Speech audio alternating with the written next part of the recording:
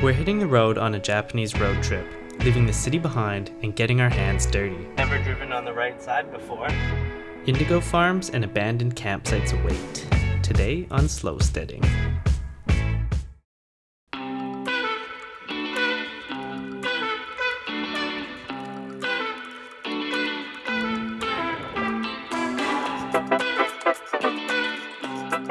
Getting ready to go camping, so we're doing a pre-departure check on all our gear. We actually got most of the stuff secondhand, so I'm pretty stoked about that. And I think we feel pretty equipped. I've never been camping in Japan before, so I don't really know what to expect, but I'm looking forward to getting back into nature. We've got some visits lined up with some really cool people we're excited to meet, some cool experiences, and just get outside the city for a bit. We're going down to Shikoku, going to go up into the mountains. Hopefully it's a bit cooler up there because summer in Japan is hot. It works. Looks good. Let's go camping.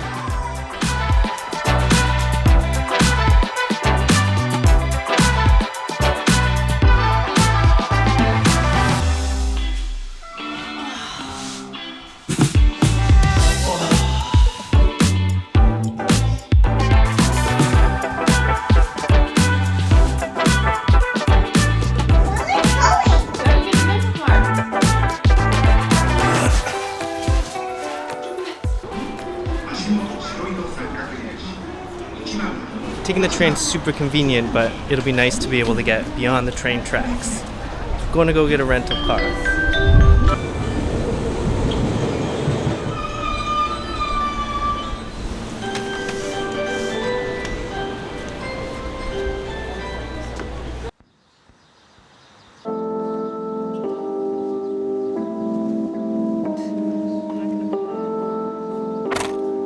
Let's go! Also, never driven on the right side before, so that'll be fun. Isn't it the left? Oh wait, yeah, no, I'm sitting on the right. Right, I'll drive right. on the left.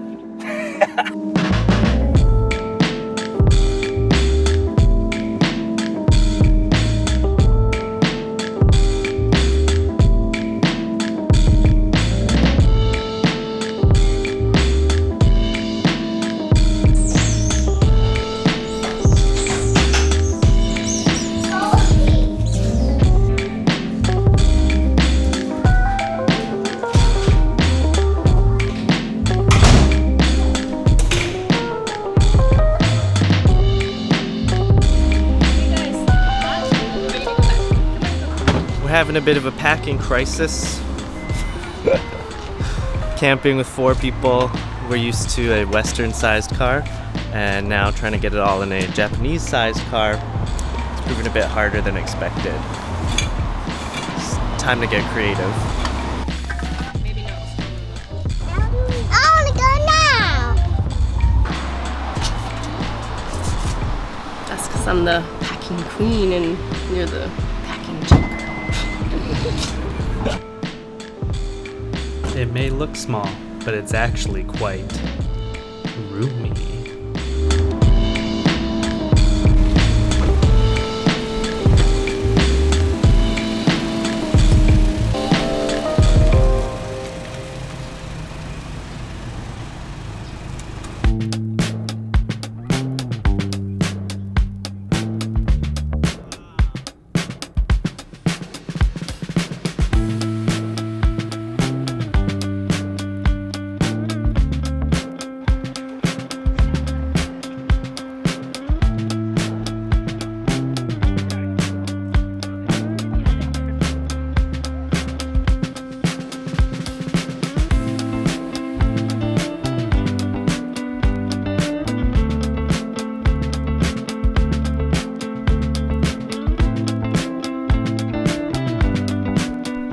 We're on the island of Awaji Shima to meet the creator of this amazing piece of natural indigo dyed craft.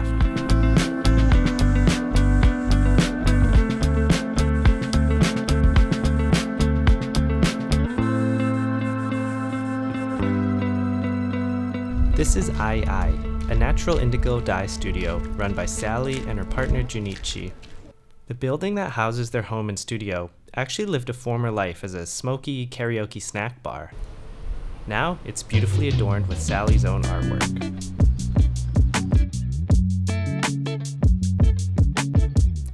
From their workshop and studio in Sumoto, they offer their own custom goods, as well as workshops on natural dyeing with indigo that they themselves grew from seed. Harvest, separate, dry, and then store those until autumn, and then Sally gives us a breakdown of the process, which involves these large vats of fermented dye.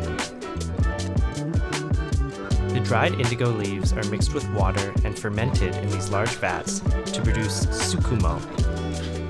You hold it in there for a while. Give it a massage, but it's not blue. Look. And then it turns the blue with oxygen. So I'm going to hold there for 1 minute, at least 1 minute. And then we wash it. When you wash it, the water's got oxygen in it. These vats are used for over a year before finally being returned to the fields as compost. So it didn't get oxidized in between. Now it's blue. And like a living thing, the shade of blue will change over the life of the dye. The leaves of this indigo plant are so pigment rich that they can directly dye material with just a few taps of a hammer. The kids really like this method. Indigo dyeing following this process has been common in Japan since the Edo period, but has since been taken over by more modern, chemical-based textile production dyeing processes. How cool is it to see this craft still alive and well in this small island town?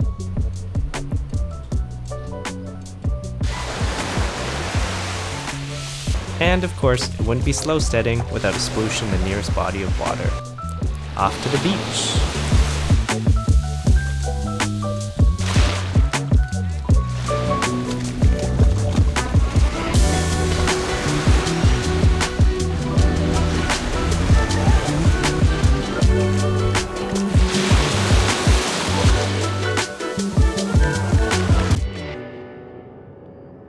Lots of you driving.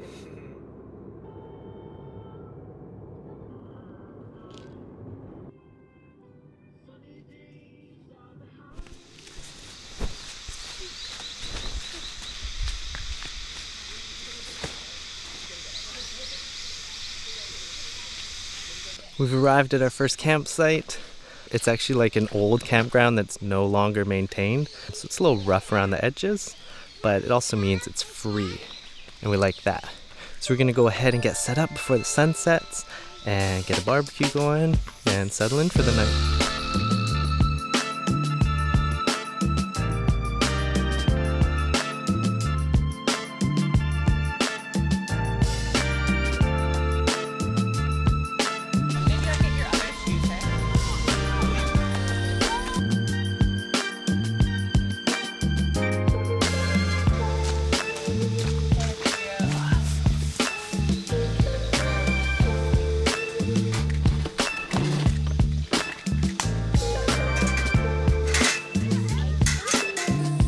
That's just way.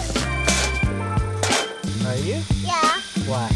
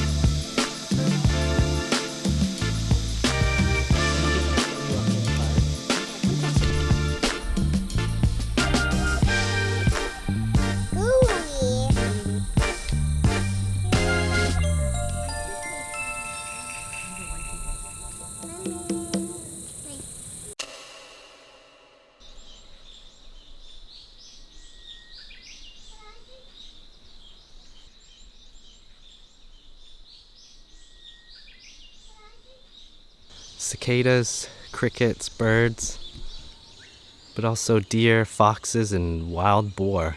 Maybe monkeys too. These are just some of the things we heard last night in our sleep. I feel really rejuvenated being back in nature though. Our first night camping was a big success.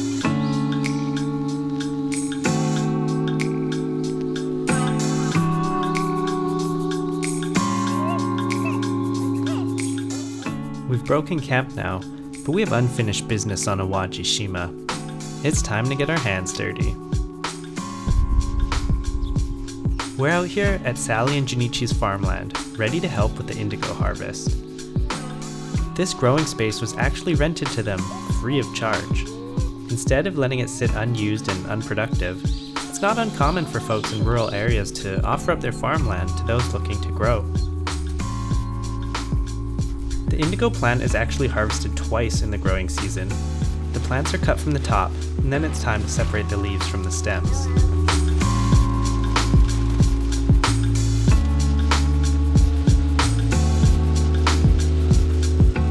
The chopper chops it all up, and the fans blow the lightweight leaves away from the heavy stems.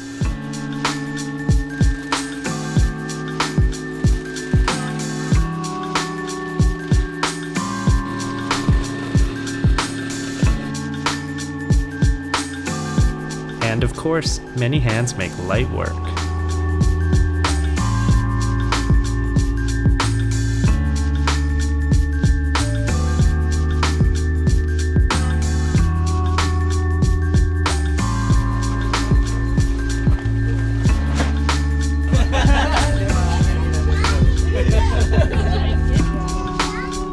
After that, it's all gathered up, and then it's laid out in the sun to dry.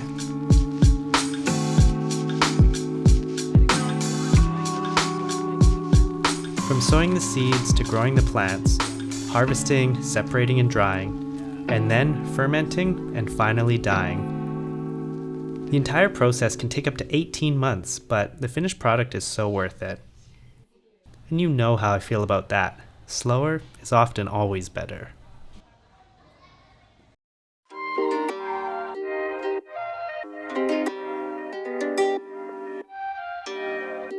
And just like that, our time on Awaji Shima is up. But this road trip is just getting started.